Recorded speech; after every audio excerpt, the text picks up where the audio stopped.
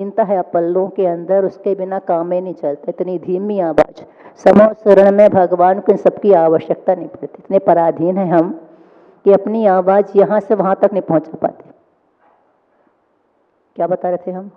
बाहुबली भा उनके पास जो पत्र पहुंचाया गया था, 91 भाई तो पत्र पढ़कर उसी सिंहासन पर छोड़कर पिताजी की शरण में चले गए। जब वो 91 भाई चले गए और जब भरत जी को पता चला कि सबके सब मेरे कारण दीक्षित हो गए, इतने सुख से जो राज्य का भोग कर रहे थे, यदि मैं उन्हें नहीं बुलाता तो ये सब भी सुख शांति से कम यहाँ पर जीवन यापन तो कर रहे थे। अच्छा होता मैं रत्न को अंदर ना ले जाता, जो चक्र उत्पन्न हुआ था बाहर ही जहां खड़ा था वहीं आयुशाला बनवा देता, मैं चक्रवर्ती नहीं कहलाता, इतना ही तो होता। लेकिन मेरे भाई तो कम से कम घर में रहते। बहुत दुखी हो रहे थे भरत जी भाइयों के जाने के बाद। फिर करें क्या? अभी बाहुबली और बचे हैं और बाहुबली से भरत जी को अत्यंत मोह था, बहुत प्रेम था उनसे, अपने छोटे भाई से, क्योंकि काफी लंबे उम्र का काफी अंतर था। उनका छोटे भाई थे और सुनंदा के पुत्र थे, दूसरी माँ के होने के कारण और ज्यादा उनको उनसे प्रेम था, बहुत अधिक। तो बहुत सोच में पड़े थे कि जब 91 भाई ये चले गए, कहीं ऐसा ना हो कि बाहुबली भी ऐसे ही छोड़ करके चला जाए। क्या करना चाहिए? और खूब अच्छा, सबसे अच्छे दूत को बुलाए, जो खूब अच्छी अच्छी बातें करता है, बहुत विनम्र है, गुणी है, सारे गुण जिसके अंदर थे, ऐसे उस दूत को बुला करके कहा कि तुम जाओ और बाहुबली से बहुत विनम्रता से बात करना, ताकि उसे किसी प्रकार से दुख न होने पाए। दूत गया तो बहुत विनम्रता से बात किया, लेकिन जिस उद्देश्य से गया था उद्देश्य तो सामने रखना ही पड़ेगा। उसने कहा, आपके बड़े भाई चक्रवर्ती बन गए हैं, वो युद्ध विजय करके भी आ गए हैं, लेकिन आपने नमस्कार नहीं किया है, अब इसलिए आपके नमस्कार की उनको आवश्यकता है। यदि आप उनके पास चलें, उनका स्वागत कर लें, उनका सम्मान कर लें, तो उनका चक्र रत्न अंदर पहुंच जाएगा। वह बाहर रुक करके रह गया। बाहुबली ने यही बात कही, जब भैया मैं भरत भैया को तो नमस्कार कर सकता हूँ, लेकिन सम्राट चक्रवर्ती को नमस्कार नहीं कर सकता, क्योंकि जो पिताजी ने राज्य दिया था वही राज्य पिताजी का मैं भोग रहा हूँ और उसी राज्य को भैया भोग रहे हैं। वो चक्र रत्न तो अलग चीज है जो बाद में पैदा हुआ है, लेकिन राज्य तो पिताजी का ही है। इसलिए मैं भरत भैया को नमस्कार कर सकता हूँ, तुम कहो चक्रवर्ती को, तो मेरे बस का भय तो नहीं है। कह देना भैया से समर भूमि में ही मिलेंगे। समाचार पहुंचा रहे छोटे भाई होकर के, ठीक है कह दो भरत से जाकर, भैया से कह दो समर भूमि में ही मिलेंगे। अब दूत करे क्या? सब कुछ कर सकते हैं। उसने कहा, यदि तुम दूत नहीं होते तो तुम्हारी बातों का फल तुम्हें यही मिल जाता, क्योंकि दूत को कहीं मारा नहीं जाता। कितना भी बुरा वह बोले दूत, लेकिन दूत केवल समाचार लाने वाला है। जैसा कहा गया है वही समाचार वो आकर सुना दे, तो उनका कोई दोष उसमें नहीं होता। इसलिए दूत को अवध्यक मानकर को छोड़ दिया कि भरत से कह देना समर भूमि में आ जाओ, तैयार होकर के आ जाओ। क्या करें भरत, जाना ही पड़ेगा। कर दिए चढ़ाई पोदनपुर की ओर। दोनों युद्धों में आ रहे हैं। यहाँ से जब बाहुबली की सेना आगे बढ़ी, उनको शगुन ही शगुन हो रहा है, और जब चक्रवर्ती की सेना आगे बढ़ी, उनको अपशकुन ही अपशकुन हो रहा है। पग पग में अपशकुन होते चले जा रहे हैं। समझ रहे हैं हर बात को, दोनों समझ रहे हैं कि मुझे तो शगुन हो रहा है। उनके मंत्रियों ने आकर कहा, भाई राजन अपशकुन हो रहे हैं, क्या कहें, सेना को लौटा लिया जाए? क्या नहीं, सेना तो लौट नहीं सकती, चाहे जो कुछ भी हो जाए, लेकिन सेना तो आगे जाएगी, युद्ध तो होगा ही होगा। अब जब दोनों सेना आमने सामने आकर खड़ी हो गई, एक तरफ चक्रवर्ती एक तरफ कामदेव, दोनों खड़े हैं 500 सवा 500 फीट के दोनों आमने सामने सेना को लेकर तैयार हैं। दोनों किसके पुत्र? भगवान आदिनाथ के। समझा रहा है सेनापति उन्हें आकर कि क्या करने जा रहे हैं आप, प्रजा क्या कहेगी? आप लोग दोनों भाई तद्भव मोक्षगामी जीव यहाँ युद्ध भूमि में आकर खड़े हो गए उस राज्य के लिए, पर कर क्या सकते हैं? जो होनहार है होकर के रहेगी। उनका इतिहास इसी रूप में बनना था, वो इतिहास अमर होकर हो गया। आज भी तृतीय काल में जन्मे, पंचम काल में हम उनको इसी रूप में जान रहे हैं कि दोनों भाई लड़े थे राज्य के लिए नहीं, अपनी अपनी प्रतिष्ठा के लिए दोनों लड़े थे। फूल में अगर सुगंध होती, फूल कितना भी अच्छा क्यों ना हो, अगर उसमें सुगंध ना हो तो फूल किसी काम का नहीं होता। वैसे ही कितना भी बड़ा मकान क्यों ना हो, कितना बड़ा आकर्षण क्यों ना हो उसमें, लेकिन अगर कोई न रहे वह खंडहरी कहलाता है। वैसे ही मनुष्य के अंदर सारे गुण हों लेकिन विनम्रता गुण ना हो तो उसकी यात्रा अधूरी ही रह जाती है। वो दोनों ही अपने मान में अकड़ रहे थे, भले महापुरुष हैं दोनों, तद्भव मोक्षगामी हैं दोनों, लेकिन मान दोनों को झुकने नहीं दे रहा। यहाँ बाहुबली भी अपने मान में है, वहां भरत जी भी अपने मान में, मान कषाय दोनों के अंदर एक साथ काम कर रही है और एक से रूप में होकर के कार्य कर रही है। और जब दोनों सामने खड़े हो गए युद्ध करने के लिए, क्या किया जाए? इतने सारे लोग हैं, अगर युद्ध करते हैं हम दोनों को तो मरना नहीं है, निश्चित है ना, हम हारेंगे, दोनों हारने वाले भी नहीं है, दोनों में एक से शक्तिशाली हैं दोनों के दोनों, पर क्या किया जाए? सेना व्यर्थ में मानी जाएगी। आखिर बाहुबली अपने रथ से उतरे, भाई के पास गए और कहा, देखो भैया, अपन दोनों को तो मोक्ष जाना है, तो अपन दोनों मरने वाले नहीं, ये पक्की बात है। इससे अच्छा ये है कि बात हम दोनों के बीच की, तो हम दोनों ही लड़े, ये व्यर्थ में प्रजा क्यों मारी जाए? क्योंकि हाथी घोड़े मरेंगे, सैनिक मरेंगे, सब मरेंगे, तलवार तीर जब चलेंगे तो जो भी सामने आएगा, जो चपेट में आएगा, वही धराशायी हो जाएगा। फिर दोनों बलशाली, दोनों के हथियार एक से एक बढ़कर के रहेंगे, पता नहीं कौन कितने अच्छे अच्छे मुनि बनने वाले लोग भी से मर करके हमें पापी बना जाएंगे। इससे अच्छा है हम दोनों के बीच की बात है तो हम दोनों ही युद्ध करें। अब दोनों को युद्ध करना है तो बात तभी कैसे युद्ध करना है? सेनापति ने आकर बता दी आप दोनों को युद्ध करना है, तो फिर जल युद्ध, मल्ल युद्ध और दृष्टि युद्ध, ये 3 युद्ध निश्चित किए गए थे कि हम ये 3 युद्ध करेंगे, इसमें जो जीतेगा उसकी विजय हो जाएगी, जो हारेगा तो हारेगा, हार है ही निश्चित है। अब जल युद्ध क्यों न कैसे करें? दोनों के दोनों समुद्र के बीच में आकर खड़े हो गए। उनके लिए कितना पानी भरा जाएगा? समुद्र चाहिए ना इतनी बड़ी अवगाहना के लिए। तो दोनों आकर समुद्र के बीच में खड़े हैं, जल युद्ध करना है। बाहुबली की अवगाहना 525 धनुष की, इनकी 500 धनुष की। अब वो पानी उछला है तो इनको पर आसानी से जाए, लेकिन ये उछाल ऊपर जा ही ना पाए क्योंकि इतने लंबे 25 धनुष का अंतर बहुत मायना रखता है। पानी उनके पास पहुंचे न जाए, ऊपर से फटाफट उन्होंने पानी उछलाया, उनको आखिर अपना मुंह फेरना पड़ा, दृष्टि बंद करना पड़ी और घोषणा हो गई, भरत जी हार गए। पहला युद्ध उसी में चक्रवर्ती की हार, 6 खंड पर तो विजय करके आ गए, लेकिन अपने भाई से जल युद्ध में नहीं जीत पाए। और जब निकल करके दोनों बाहर आ गए, चक्रवर्ती उदास तो हो ही गए थे, अपने भाई से, छोटे भाई से बिना चक्र के मैं हार गया, क्या कर सकते हैं। लेकिन वो युद्ध निश्चित थे, 3 युद्ध रखे गए थे। दूसरा युद्ध हुआ मल्ल युद्ध। दोनों आए मैदान में, योद्धा पहलवान एक से एक बढ़कर लंगोट पहनकर तैयार खड़े, इतने सुंदर कहाँ कामदेव, और वो आकर युद्ध मैदान में लंगोट पहनकर खड़े हैं पहलवान की भांति। दोनों के दोनों युद्ध शुरू होता है। पहले दृष्टि युद्ध हुआ था दोनों का। दृष्टि युद्ध में दोनों को एक दूसरे को देखना था, जो पहले पलक झपकाएगा उसकी हार हो जाएगी।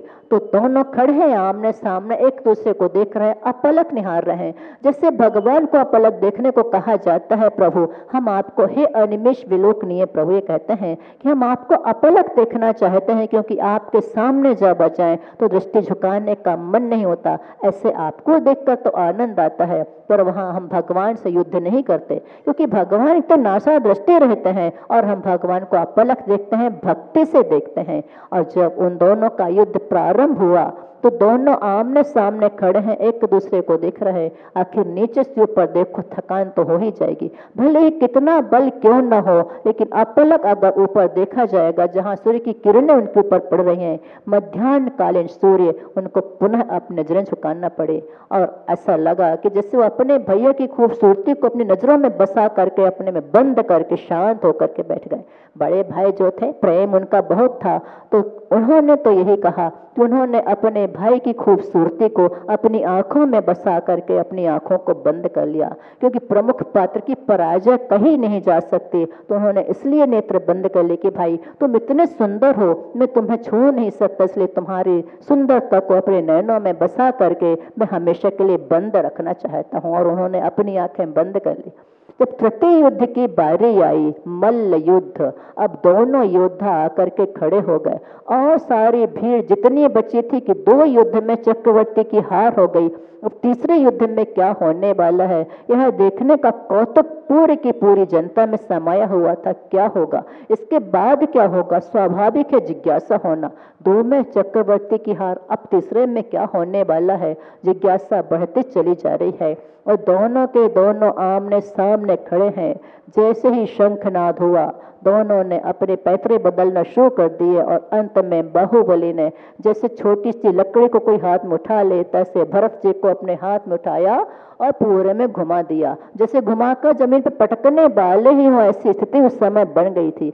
क्योंकि जब क्रोध आता है व्यक्ति को सब कुछ भूल जाता है और युद्ध करते करते शांति रह नहीं सकती, मन चंचल होगा, उद्वेगित होगा ही होगा। उस उद्वेग के समय में उन्हें भरत जी को अपने हाथ में उठाया, पूरा घुमाया और पटकने को थे कि याद आया नहीं ये मेरे बड़े भाई हैं, इनका अपमान मैं नहीं कर सकता, और बड़े धीरे से कोमल फूल की भांति उन्हें जमीन पे खड़ा कर दिया। जब खड़े हो गए भरत जी, और तीसरा अपमान कि कैसा हूं मैं, कहाँ का चक्रवर्ती, 3 अपमान मुझे सहन करने पड़े अपने छोटे भाई के सामने, मैं पराजित होता चला जा रहा हूं। और गुस्से में आकर मान कषाय काम करी, चक्र उठाया और चला दिया बाहुबली के ऊपर। सब देख रहे हैं ये क्या कर रहे हैं, चक्रवर्ती अपने भाई पर चक्र चला रहे हैं, हरा देते तो कम से कम जीवित तो रहते।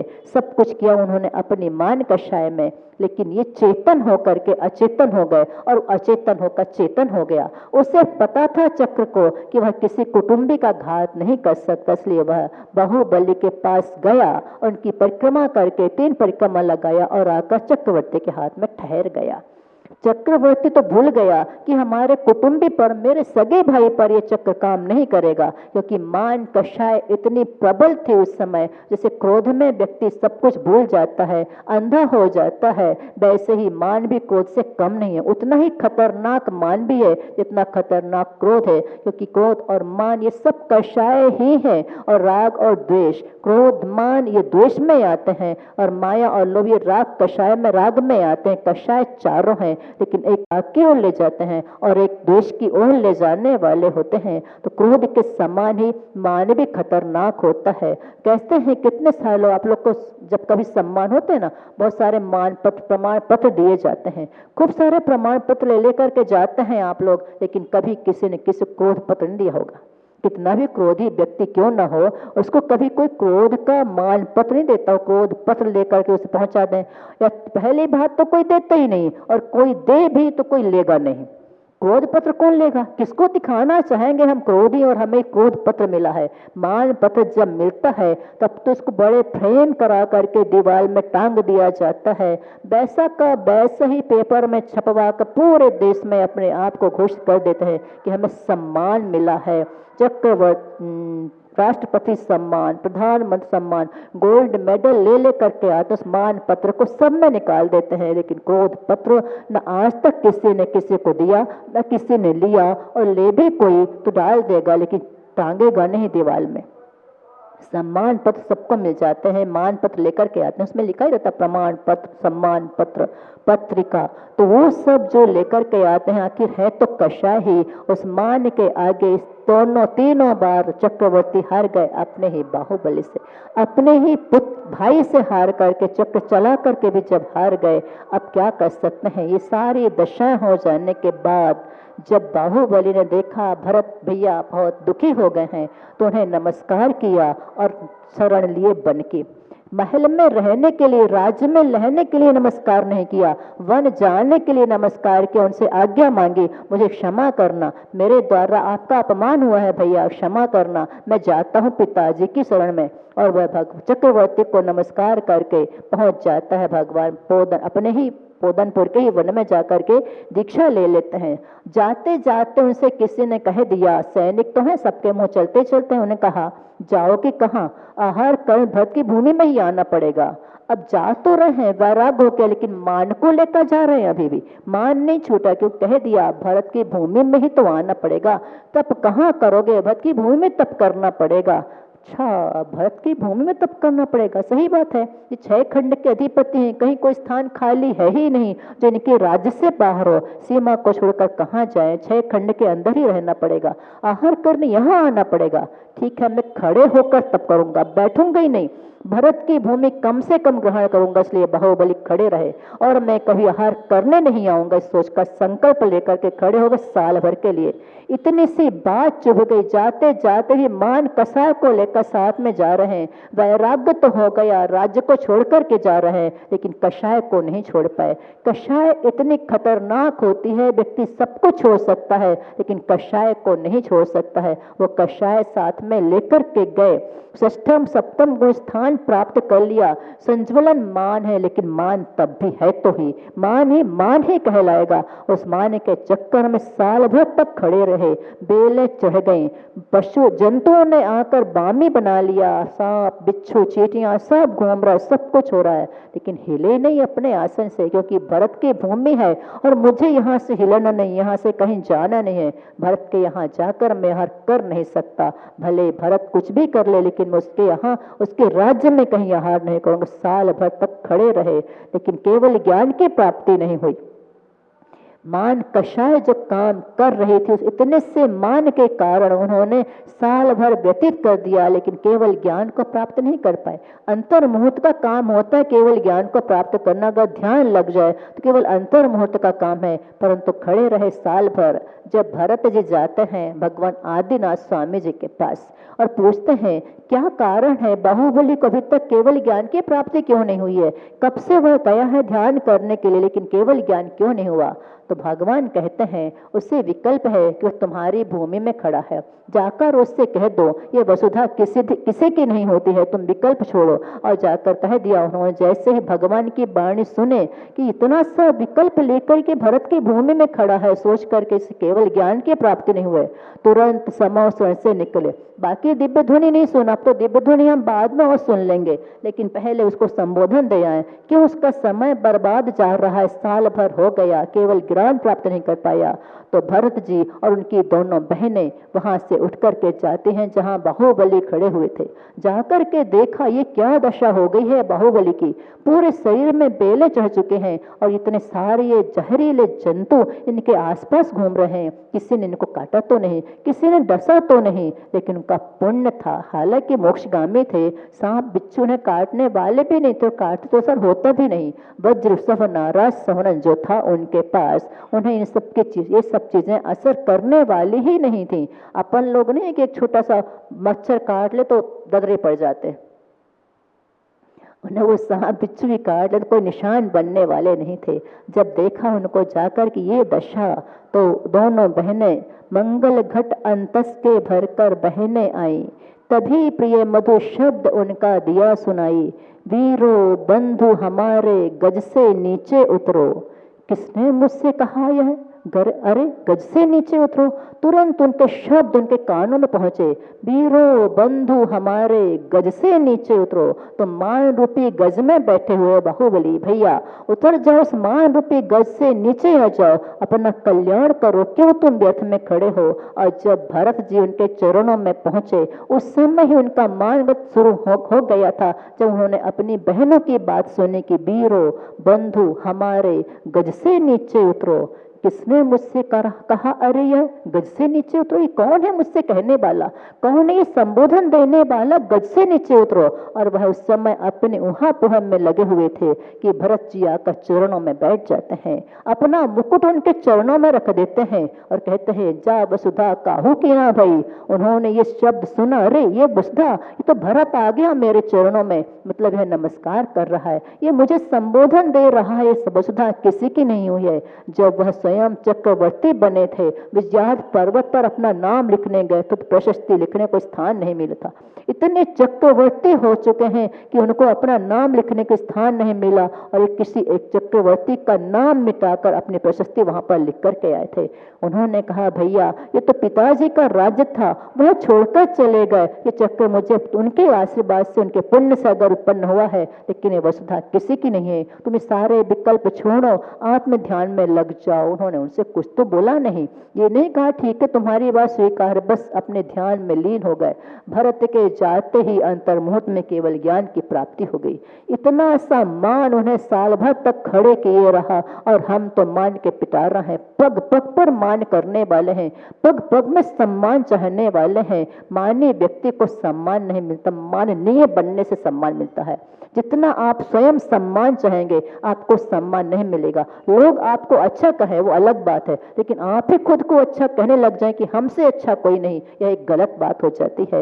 लोग आपको माला पहनाए, माला पहनाने के लिए पागल हो जाए, ऐसा आचरण करो कि लोग आपके पीछे घूमे, वह तो अलग बात है। लेकिन लोग मुझे माला पहनाए, ये स्वयं का भाव अगर आपके अंदर में आता है तो वह अभिमान है, वह स्वाभिमान नहीं अभिमान, और ऐसा मान आपको पतन की ओर ले जाने वाला होता है। जो व्यक्ति अभिमान करता है, मान करता, उसकी यात्रा वहीं पर अधूरी हो जाती है। इसलिए यात्रा करना है तो मान को विसर्जित करके, मान को तिलांजलि दे करके यदि यात्रा करेंगे तब तो आपकी यात्रा कहीं पूरी हो सकती है। इस कागज का टुकड़ा जो पड़ा रहता है, हवा में यहाँ वहाँ उड़ता रहता है, कभी कोई तेज हवा का झोंका आता है, उसे उठाकर एक बार शिखर पर ले गया। वो कागज का टुकड़ा हवा के साथ साथ उड़कर शिखर पर पहुंच गया, पर्वत के शिखर पर।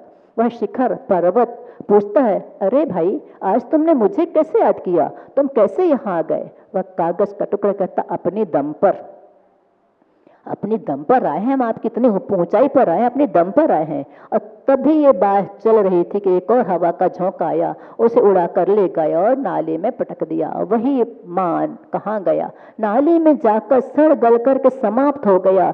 पता नहीं कर्म कब किस प्रकार की करवटें बदल ले, जिस समय करवट बदलता है उस समय कौन सा कर्म उदय में आने वाला है। अगर पुण्य कर्म का उदय होगा तब तो करवट बदलना, और पुण्य कर्म का उदय सारी अनुकूलताएं मिलती चली जाएंगी। और अगर पाप कर्म का उदय हुआ, जो करवट बदला है उसने, तो राजा रंक बन जाता है और रंक राजा बन जाता है। भिखारी जाकर सिंहासन पर बैठ जाता है और सिंहासन वाला जो राज्य करने वाला होता है वह जमीन पे आकर खड़ा हो जाता है। करोड़पति रोडपति बन जाता है और रोडपति करोड़पति बन जाता है। कब किसके दिन कैसे आने वाले हैं हम व्यर्थ में मद करते रहते हैं। ज्ञानम पूजाम कुलम जातिम बलम रिद्धिम तपो बपो, ये कहा है। ज्ञान का मद, पूजा का मल, बद का बल का मद, तप का मद, ये सारे मद हैं जिनमें ज्ञान का, धन का, बल का सारे मद करते हैं। पर ये हमारे हैं कहाँ? ये कब नष्ट हो जाए, कब तक हमारे साथ रहने वाले हैं? किस दिन हमारा बल समाप्त हो जाए, किस दिन धन समाप्त हो जाए, किस चीज का बल करके मद करके बैठे, ये हमारे थे ही नहीं। एक ट्रक जो चलते हैं आप लोग, खूब सारे माल लेकर ट्रांसपोर्ट, उस टायर में इतनी क्षमता है कि 50-50 टन का वजन उठा लेता है। लेकिन कब उठाता है? जब तक उसके अंदर वायु भरी रहती है। अगर उसके अंदर की वायु निकल जाए तो टायर एक कदम, एक पग भी आगे नहीं बढ़ पाएगा, वहीं के वहीं ट्रक अपने स्थान पर खड़ा रह जाएगा। और अगर एक टायर निकल जाए तो ट्रक चलना चाहे तो आगे जा नहीं सकेगा, उसमें स्टेपनी लगाना पड़ेगा अथवा दूसरा कुछ लगाना पड़ेगा, तब कहीं जाकर ट्रक अपनी मंजिल पर पहुंच पाता है। और यदि टायर अहम कर ले कि मैं तो 50-50 टन का वजन उठाने वाला हूं, अपने बल पर यदि उठा के बता ले, वो इतनी सी हवा लीक हो जाती है तो पचक के वहीं बैठ जाता है। वैसे ही हमारे अंदर जब तक कर्म की हवा भरी हुई है, यदि कर्म की हवा अच्छी है, अनुकूल है, तब तो अच्छी बात है। प्रतिकूल हो जाए तो इसी टायर की भांति पता नहीं कहाँ पंचर होकर के रह जाएंगे और फिर दुर्गति का कारण। क्योंकि माँ और ना, मान शब्द में दो है, मान माँ और ना शब्द है। तो माँ अर्थात सम्मान और ना अर्थात नरक का द्वार। जो मान नरक का द्वार खोले वह मान कभी उपादेय हो नहीं सकता। कितने बड़े बड़े एक से एक लोग मान के कारण ही तो अपनी दुर्गति कर लेते हैं, नरक के द्वार खोल लेते हैं। अच्छा हो कि हम उस मान को विसर्जित यहीं पर कर दें, मानव धर्म को अपने जीवन में उतारते चले जाएं। क्योंकि मान महाविश्वरूप करहु नीच गति जगत में, ये कहा जाता है। पूजा तो खूब अच्छे से पढ़ लेते हैं आप लोग, तालियां बजा बजा के, मंजीरे बजा बजा के, केसियो बजा बजा के, खूब धूमधाम से, लेकिन परिवर्तन कितना होता है? खूब अच्छे से पढ़ के आ जाते हैं, रोज रोज पढ़ते हैं। उसकी जयमाल तो प्रत्येक पूजा की जयमाल बहुत अच्छी है। हमें 10 लक्ष्मी पूजा खूब अच्छी लगती है, एक एक की जयमाल तो और ही गजब की है, पूरी अध्यात्म भरा उस पूजा में। ऐसी पूजा को करते करते भी यदि हमारे जीवन से वो कषाय नहीं निकली, वही करते चले गए, तो क्या मतलब निकला पूजा करने का? 10 दिन ही सही, लेकिन पूजा ऐसी करो कि उन दिनों हम अपने आप को इतना सहज सरल बनाते चले जाएं। कभी भी किसी का अपमान मत करो।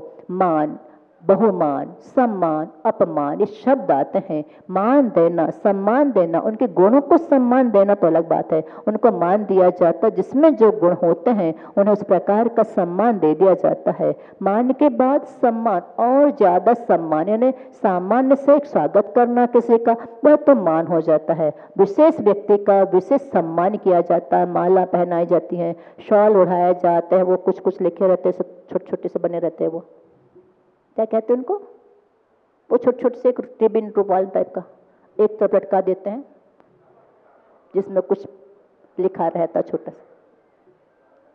हमें नहीं पता, वो देखते हैं मंच में बैठे बैठे, कई बार आप लोग सम्मान जब करते हो वो कुछ एक छोटा सा डाल देते हैं लंबा सा, तो इस तरह से विशेष सम्मान हो जाता है।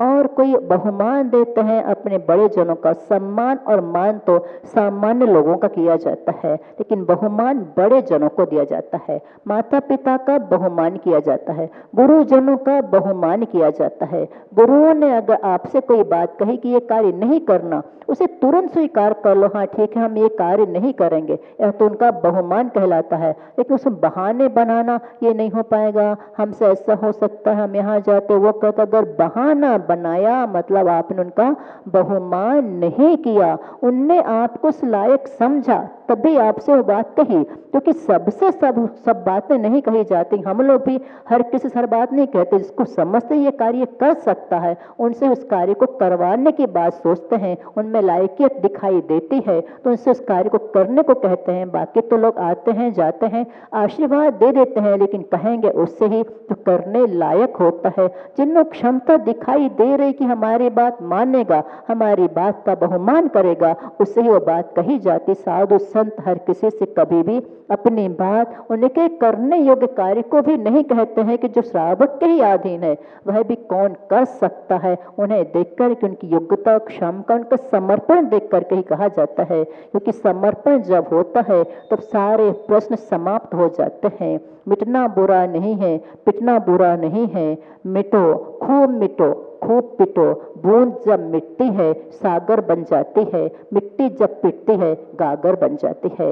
मिटने पर और पिटने पर विशालता को ही प्राप्त होते हैं, अस्मिता कभी समाप्त नहीं होती बल्कि विशालता को प्राप्त होती है। इसलिए जितना बन सके अपने को समर्पित करते चले जाओ। देव गुरु शास्त्र के चरणों में जितना समर्पित होता है वह उतना ही अपने आप का विकास करता चला जाता है।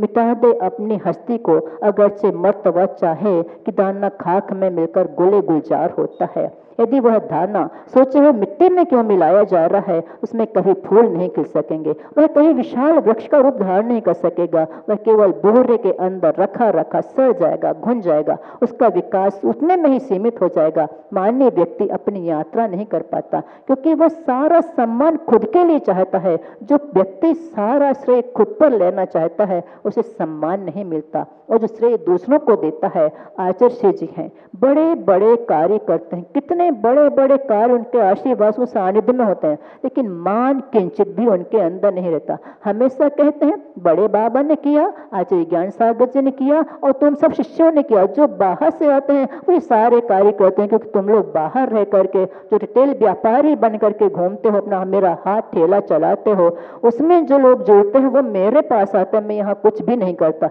बस तुम्हें लोग करने वाले हो। तो जिनके अंदर इतनी लघुता, सब कुछ होने के बाद भी जिनके पास सारा पावर है, जितने भी शिष्य प्रशिष्य उनके बाहर हैं, वो केवल एक ही पावर हाउस से चल रहे हैं।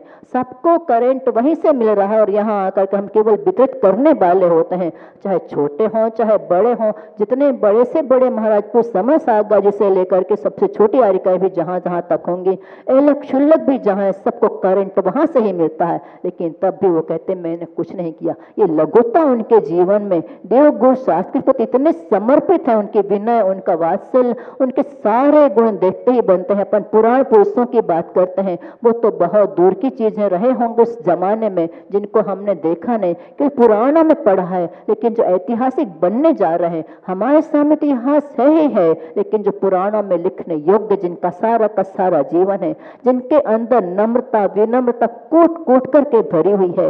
आचार्य जी जब थोबोंजी में थे उस समय एक मंदिर पूरा खाली था, वहां पर महाराज जी लोग बैठे थे, भगवान जी नहीं थे, भगवान जी कहीं बन रहे थे और मंदिर पूरा खाली था।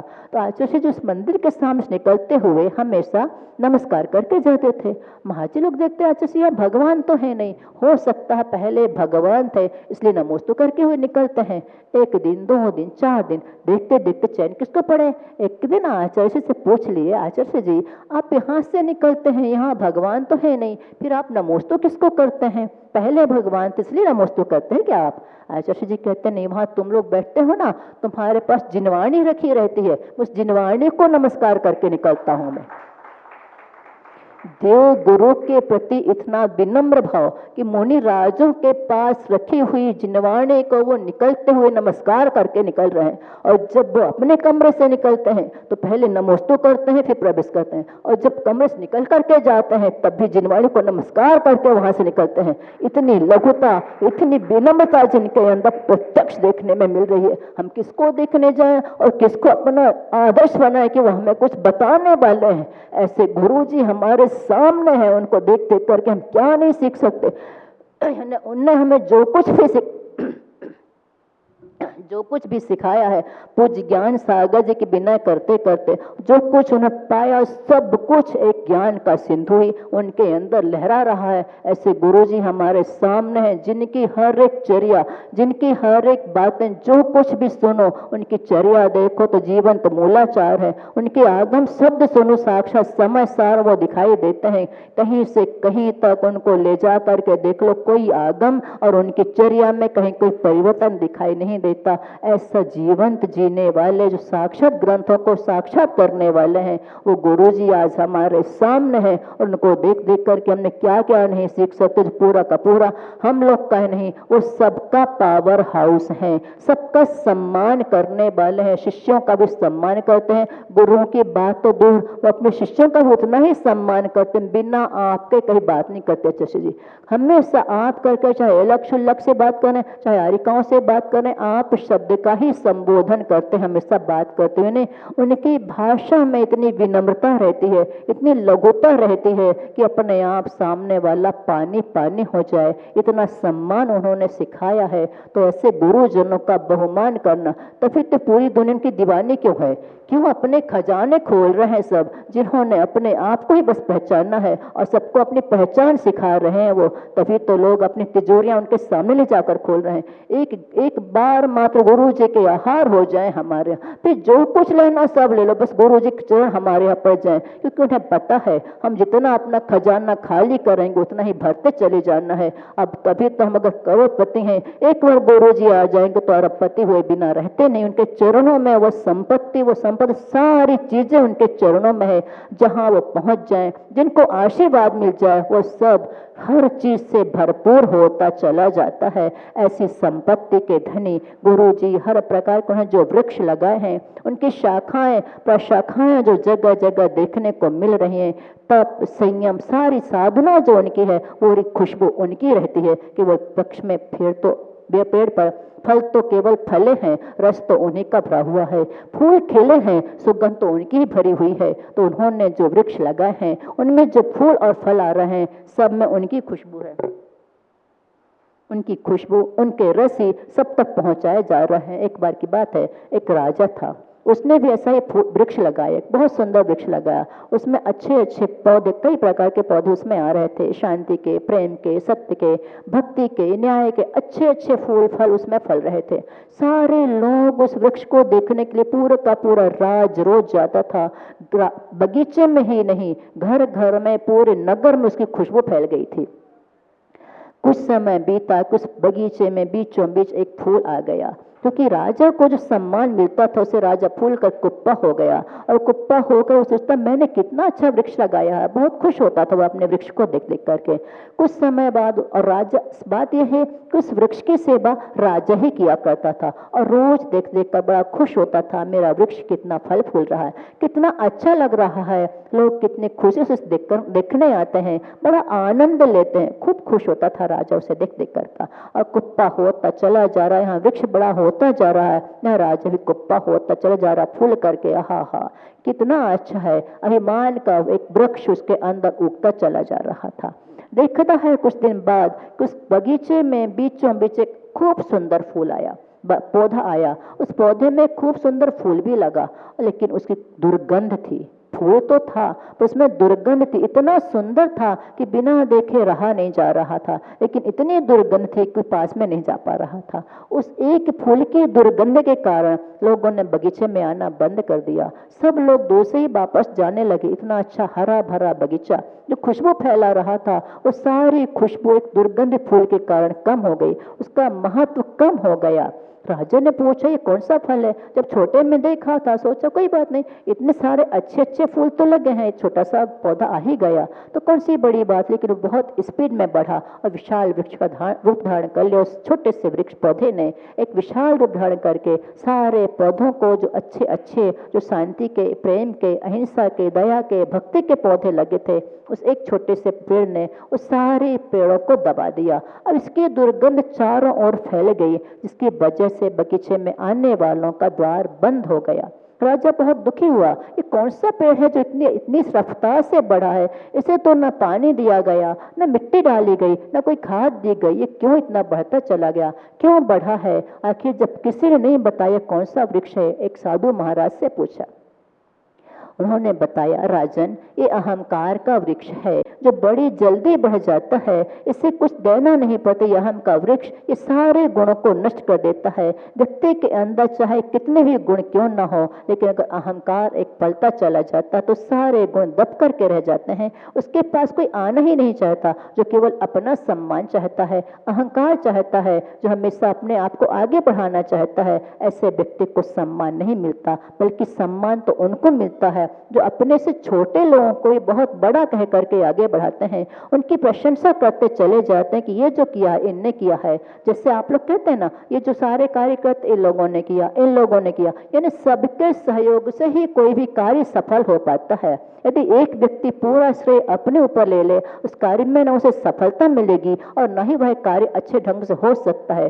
सब मिलकर जब कार्य करते हैं और बिना अहम के जब कार्य किया जाता है तो वह कार्य चमक दमक से युक्त हो जाता है, सारी सुंदरता उसमें आ जाती है, चार चांद लग जाते हैं। लेकिन कब? जब अहम का बीज वहां पर बिल्कुल ना उगने पाए। एक छोटा सा पौधा भी आ जाएगा, उसकी दुर्गंध सारे में फैल जाएगी, फिर सारे लोग साथ देना छोड़ देंगे, और पौधा जिसने उगाया वह अकेला वहां बैठा रह जाएगा। इससे अच्छा है कि अहम के बीज को समर्पित तिलांजलि देते चले जाएं और स्वयं भगवान के चरणों में समर्पित होते चले जाएं। जितने जल्दी इस अहम का बीज नष्ट हो जाएगा, उतने जल्दी आप इन सीढ़ियों पर चढ़ चढ़ करके अपनी अंतिम मंजिल को प्राप्त कर सकेंगे। क्योंकि 10 सीढ़ियां पार करना है, 1-2 तो फिर भी चढ़ जाएं, लेकिन 10-10 सीढ़ियां पार करना बहुत कठिन सीढ़ियां हैं, आसान नहीं है। इनमें तो आप लिफ्ट लगाकर ऊपर पहुंच सकते हैं, परंतु इस सीढ़ियों के लिए ना कोई लिफ्ट है, ना कोई रेलिंग है कि सहारा मिल जाए उसके सहारे चढ़ करके चले जाएंगे।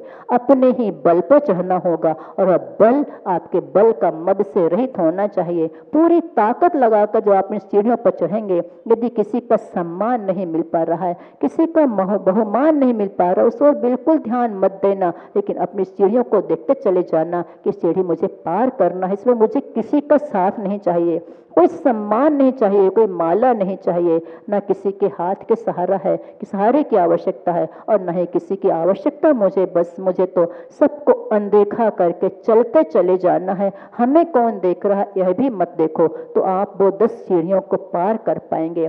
दो कषाय का अभाव तो हो गया, क्रोध भी चला गया और मान भी चला गया। अब बचे हैं माया और लोभ। ये दो भी बहुत खतरनाक हैं। कषाय तो चाहे कोई सी भी रहे, आग चाहे अंदर लगे चाहे बाहर लगे, वो तो जलाने का काम ही करती है। आग तो आग है, चाहे वो राग से जलाए चाहे द्वेष से जलाए, लेकिन आग तो आग ही हुआ करती है। ठंड में भी जब तुषार पड़ जाता है तो भी वनस्पतियां जल जाते हैं, और गर्मी में किरण सूर्य की किरणों के ताप से वनस्पतियां जल जाती हैं। लेकिन आग तो अपना कार्य करती है, चाहे वो शीत हो चाहे उष्ण हो। वह आग हमारे अंदर चाहे सम्मान की भावना से, क्योंकि मान भी दो प्रकार के होते हैं, एक अपने लिए सम्मान चाहे जिसमें व्यक्ति किसी को कुछ मानता ही नहीं, और एक दूसरों को अच्छा बनाकर उनसे सम्मान चाहने की भावना होती है कि हम इनको करेंगे तो ये हमें सम्मान देंगे। वह भी एक अंदर में पलता हुआ मान ही है। ख्याति के लिए ही यदि हमने किसी का सम्मान किया है कि यदि हम इनको माला पहनाएंगे एक तो ये हमें चार पहना देंगे, चार माला पहनने के भाव से किसी को एक माला पहनाई जा रही है, तो वह माला आपने नहीं पहनी, वह तो आपके मान ने माला पहनी है। वह माला गुणों की माला, चाहे एक फूल भी कोई हाथ में दे दे तो वह सम्मान कहलाएगा, और यदि मान के लिए आपने माला पहनी तो वह माला दुर्गंधित हो जाएगी, उसी पुष्प की भांति फिर उसके पास कोई आना नहीं चाहेगा। इसलिए अपने जीवन को शांति, प्रेम, भक्ति और न्याय से भरते चले जाएं। जो वृक्ष लगाएं अपने अंदर में, उसमें शांति का, प्रेम के फूल खिलते चले जाएं, तो आपका जीवन सुगंधित हो जाएगा और भव्य भ्रमर की भांति आपके पास आएंगे। आपको माला पहनाने के लिए हमेशा समर्पित रहेंगे। जहाँ से साधु संतों का विहार होता है, क्योंकि वो निरभिमानी होते हैं, उन्हें सम्मान की भावना नहीं होती कि हमें कितने लोग लेने आए, कोई आए तो ठीक, न आए तो ठीक, उनका पुण्य और पाप उनके अधीन है। जैसे वो विमान को छोड़ करके वह अपने कार्य करने में लगे रहते हैं तो उन्हें सम्मान मिलता है। मान की भावना से कभी सम्मान नहीं, लेकिन त्याग की भावना से सम्मान मिलता है कि हमें मान चाहिए ही नहीं, तो वह सम्मान पा लेते हैं। यदि आपको सम्मान चाहिए तो गुणी जनों से सम्मान पाओ। ये असली में तो सम्मान करते रहते हैं, उनका सम्मान कोई मायना नहीं रखता। वो तो राजनेताओं का भी सम्मान हो जाता है, कभी फूल माल से कभी जूतों की माल से, दोनों मालाएं मिल जाती है राजनेताओं, कभी फूल माला मिलती है कभी जूतों की माला मिलती है माला, लेकिन एक में सम्मान हो रहा है एक में अपमान हो रहा है। परंतु कभी किसी का अपमान नहीं करना, क्योंकि अपमान का बदला वह व्यक्ति बल पाते कभी ना कभी जरूर लेता है। इसलिए यदि किसी का सम्मान करो या ना करो, लेकिन अपमान कभी किसी का मत करना। अपमान किया तो तैयार रहना कि हमें कहीं ना कहीं इस अपमान का फल भोगना ही पड़ेगा। जो आज हम किसी का अपमान कर रहे हैं, इसलिए कभी किसी को नीचा दिखा करके नहीं, बल्कि ऊंचा उठा करके सम्मान पाओ, क्योंकि क्रोध और मान में इतना अंतर है। प्रतिकूलता में क्रोध आता है, अनुकूलता में मान आता है। असफलता में क्रोध आता है और सफलता में मान आता है।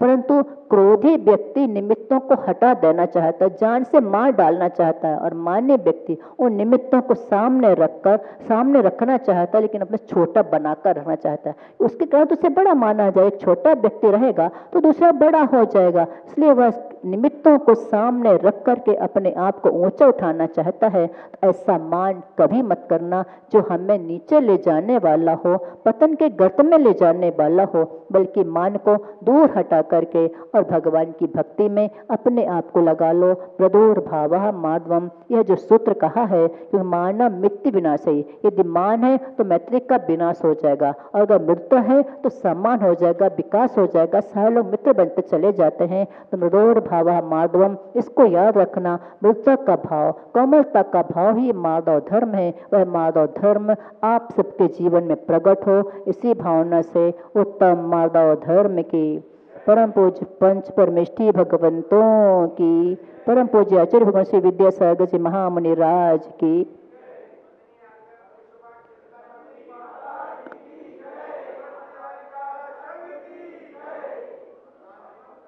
जवनी के ज्ञान ते सूझे लोकालोक, सोवाणी मस्तक धरूं सदा देत हूँ ढोक।